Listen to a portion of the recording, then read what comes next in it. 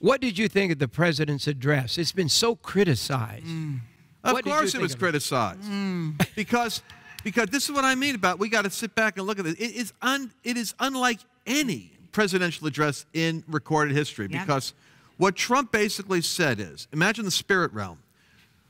The establishment Republicans weren't rooting for him to win.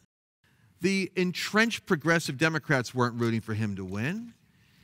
Trump is literally an individual raised up like a Cyrus candidate for the sake of God's people, Israel, and the church.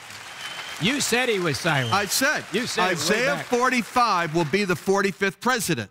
Yeah. And what is happening is the anointing on Trump is to be a wrecking ball, the two-leaved gates of Babylon. He broke open. And it says Cyrus is going to go into Babylon without a fight. When he took those over 300 electoral votes, he just went straight in.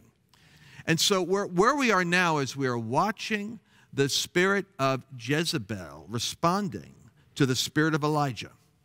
Oh. And the Elijah anointing came on Jehu, who was the governing official who dealt with Jezebel. So what Trump did in his inaugural address was he punched the globalist one world movement in the nose.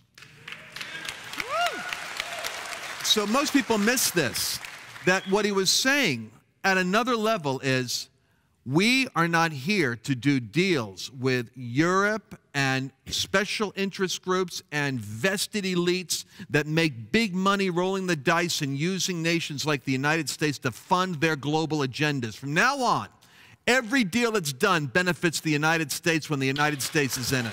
Yes. Wow. He was sending a signal to the one world order. That's right. You see, everybody focuses on Islamic extremism. Islamic extremism is dangerous because they want a caliphate, a unified Islamic state.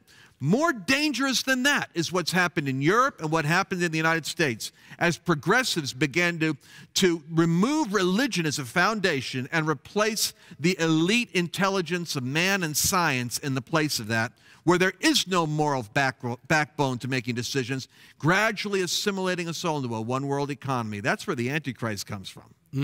And so what Trump did was Trump was risen up as the door was closing and judgment was coming on America, and we were heading down that road where our economy would have absolutely spiraled out of existence. And God put a mercy visit instead. He put a hard-nosed, prophetic Cyrus who stands there at the door and says, no, there's going to be an extension of peace and grace on America. America is not, the church isn't ready. And by the way, there are nations that are sheep nations connected to America.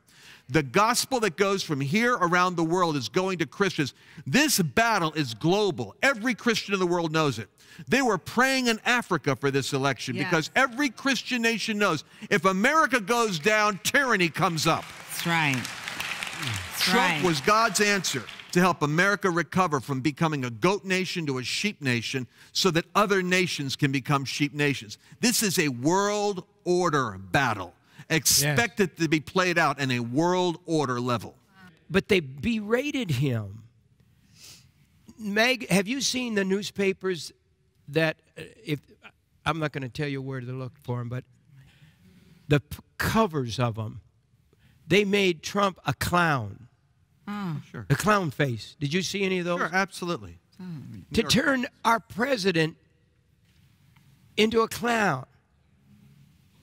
And there's an evil force, people. It's not just these cool movie stars that think they're better and they think we're not nice people or something, or he's not nice. Right. This is just what you said. It is. This is warfare in the heavenlies. It is. And what will they keep doing? Do you think, will they wear him down? Do you have any? Oh, absolutely. What you're going to see is the media is going to be assailing perpetually the legitimacy of Trump as president. And so now the Putin story's gone and all that perversion and that stuff's gone, and then they're going to go to the inauguration side of the thing. They will seize on every loose appendage, because this is interesting. We're dealing with principalities here. There's a spirit called Leviathan, which is, in the Bible, refers to a spirit that is a creature of the Nile, which would be the crocodile. Now, a crocodile can't move its jaw like we do. So it has one single thing.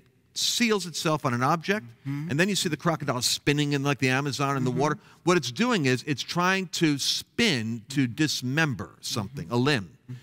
The media will seize upon every loose participle of Trump's action or behavior in order to grab it and spin cycle it through the echo chamber of media to dismember the credibility of him in office.